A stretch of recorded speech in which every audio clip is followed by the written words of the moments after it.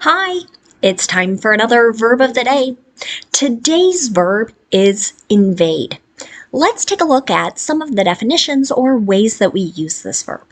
The first way you're likely to hear or see the verb invade used is to mean to enter a country or a region, and you're entering it in order to occupy or control it. So with this definition, should think of armed forces, militaries, entering a country that is not its own.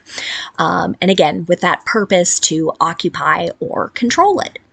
One reason I have chosen this verb today is because in my ESL classes, we've been talking about Russia invading the country of Ukraine. We've been talking about some of the things that are happening in connection to this war. A second way you might hear invade used is to mean to enter a place in large numbers. And again, this is being done in order to be intrusive, right? So this isn't people being invited into a particular place, right? But you might imagine kind of a rush of people into some location to bother to disrupt something. A third way you might hear invade used is in connection to disease. So if one disease is spreading into some other part of one's body, you might hear this verb used to describe that sort of change or that spread. A fourth way you might hear the verb invade used is to mean to encroach or intrude on. So this fourth definition really has more to do with kind of person to person, right? So someone maybe getting too close, right? You might say, you're invading my space, right? Back up. That's sort of what's meant by this fourth definition. You should know that invade is a regular verb. To make the progressive tense, we're going to drop the E and then add ing to form invading. The past tense and participle forms of this verb are made by just adding the letter D, since this verb already ends in an E. Our base verb, invade, ends in a D sound. So our past tense ending is going to add an extra syllable, and we're going to make an id sound. So the past tense and participle forms of this verb should sound like this: invaded, invaded. Now, you might be happy to know no additional meanings through phrasal verbs. This is going to allow us to focus on using our verb of the day, invade, in a couple different verb tenses. Today, we're going to practice the simple past tense and the simple future using will. Let's start with the simple past tense. With this particular verb tense, we're describing a completed action, and that action occurred at some known point in the past. In simple past tense sentences, you might see time signals, words like yesterday or last month. You might see references to specific dates as well, and you'll see that in at least one of my examples here.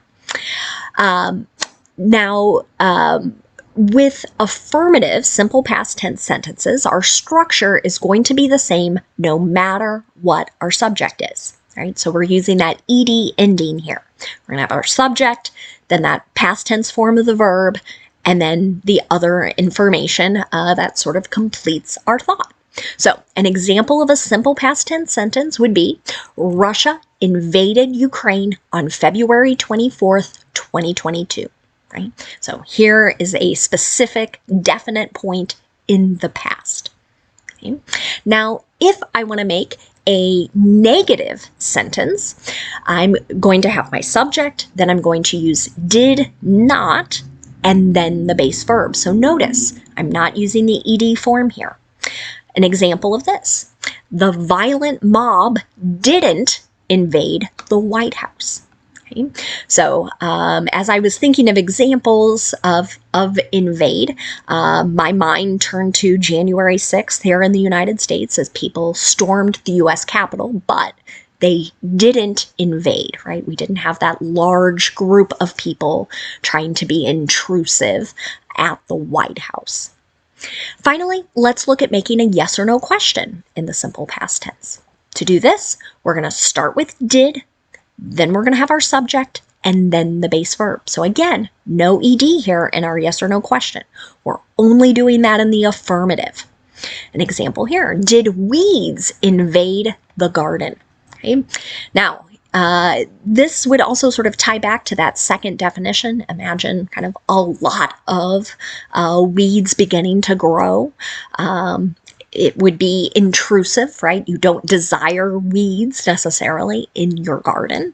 And that's another way. Sometimes you'll hear that in commercials for plants and other chemicals that may prevent weeds from growing. Now let's take a look at the simple future. Today we're going to focus on using will in the simple future. You see this a lot with promises and with predictions. And the nice thing about this form is that our structure, again, is going to be the same no matter what our subject is. So we're going to have subject, then will, then our base verb. Here's an example. That question will invade their privacy. Okay. Here's an example of that fourth meaning we talked about, kind of that idea of sort of violating someone's space or their kind of personal thoughts and feelings. Now, in the negative, if I can make a sentence, again, my structure will be the same no matter what my subject is. I start with my subject, I use will not or the contraction won't, and then I use the base verb. I've heard some people make this prediction: China will not invade Taiwan. Okay. This has come up as people, again, watch the events unfolding in Ukraine. Finally, for a yes or no question, we'll start with will, then we're going to have our subject, and then the base verb. Here's a yes or no question. Will a cancer eventually invade the brain? So this is that example of a disease spreading into another part of the body. Now, let's take a moment to look at some words that are related to our verb invade. The first word we're going to look at is the noun form. It's invasion. Invasion. Okay. Just like our verb, this noun can have a few different meanings. So the first ties back to that first definition of the verb, an instance of invading a country or a region with armed forces. So an example, Russia's invasion is entering its fourth week. Right? So this idea, one country into another country's territory or space. A second way we can use the noun invasion is to talk about a rush by a large group of people or things into another place or location. An example of this, New Orleans is ready for an invasion of basketball fans. So this upcoming weekend, there's going to be a very big sort of conclusion to the end of the college basketball season. It's occurring in New Orleans, Louisiana, and so they're ready for many basketball fans to travel into the city and stay. Last way we could use the noun invasion is to refer to any sort of unwelcome intrusion into someone's domain, right? So that could be their space, could be their life, their feelings. An example of how you might hear this used: recording our conversation is an invasion of my privacy. Right? So this idea, like you're not welcome to record, right? So that's an unwelcome intrusion. The last word we'll look at today is the noun invader. That suffix er usually tells us that's a person who, and we can kind of go back to our verb. So we could be referring to a person or a group that invades a country, a region, or other place. An example of this, Ukraine is fighting valiantly against the invaders, right? The people and groups that have tried to take control of their country. Thanks so much for watching today's video. I hope you have a great day.